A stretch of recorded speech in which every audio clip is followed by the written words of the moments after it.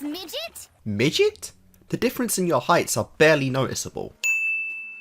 I was just attacked by a giant lake monster. Come on, champ. Joke's over. You are talking to a giant four-armed alien. I'm especially surprised that Max is finding this so hard to believe. Not only that, but the fact that four-arms could probably handle anything normal in the water. Really? It was humongous with these red glowing eyes. Red eyes? The creature had blue eyes and they were not glowing. I'm surprised Ben would forget eyes like this. Breakfast? Oh, Ben, gross! What's with the bucket of slimies? Bait. I find it hard to believe that Gwen wouldn't know why you would need worms during fishing. I'm Max Tennyson, and this is my grandson, Ben. We chartered your boat today for a fishing trip. Well, what are you waiting for? An engraved invitation? Get aboard. I ain't got all day. Actually, if they rented your boat out for that day, technically you do have the whole day to wait for them. Ben, I don't want you to put too much stock into what Mr. Shaw says. I don't think he has both oars in the water, if you know what I mean. Again, Max is a retired plumber who has dealt with numerous alien threats in the past, and he most recently dealt with a crazy man turning regular pets into giant mutants. Is a giant lake monster really that unbelievable to him? Finally, a little sun. A little sun? This place looks so cloudy as though it's about to rain.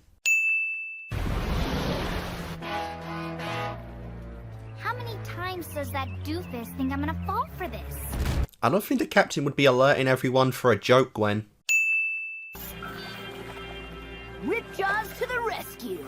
I really should have brought this up in the last episode, but it does suck that we never got to see Ben's initial reaction to his aliens. Aside from the ones in the first episode, every point other than that, he already knows what they are and how to use them. How the eggs don't just splat after being flung like that is a mystery. Also, in this shot, we can see that the crate is flipped upside down and that its text is no longer visible. However, in the next shot, the text is right side up again. What's so important in that crate that you'd risk your life for it? Our lunch. Your lunch? Really? After trying to tackle that thing out of the Krakken's hands, your lunch is the best you can come up with? The Omnitrix conveniently takes longer to time out so that Ben doesn't lose his identity then and there. This happens a lot throughout the series and I will be seeing it every time I catch it. We'll leave this to the experts, Ben. Like those Friends of Fish guys. Experts? Who better to snag a lake monster than the guy with the monster buster on his wrist? I'm afraid this is just gonna have to be the one that got away, son. But why? You let Ben take on a giant robot monster the first night he got the watch. Now you're just gonna let a giant sea monster start attacking random citizens for no reason?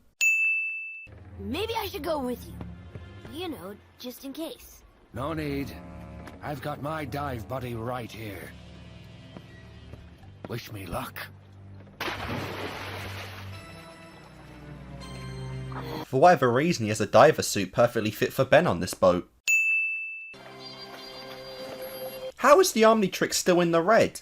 It was daytime when he tagged out of Accelerate and now it's clearly night.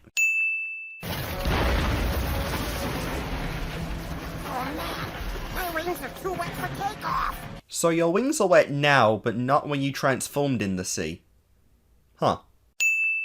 Ben is fully aware that he's about to time out but doesn't go any closer to the ground. After all that, the eggs still don't break. Also, they just lose all momentum at the edge of the plank. Ripjaw's fins are miscoloured.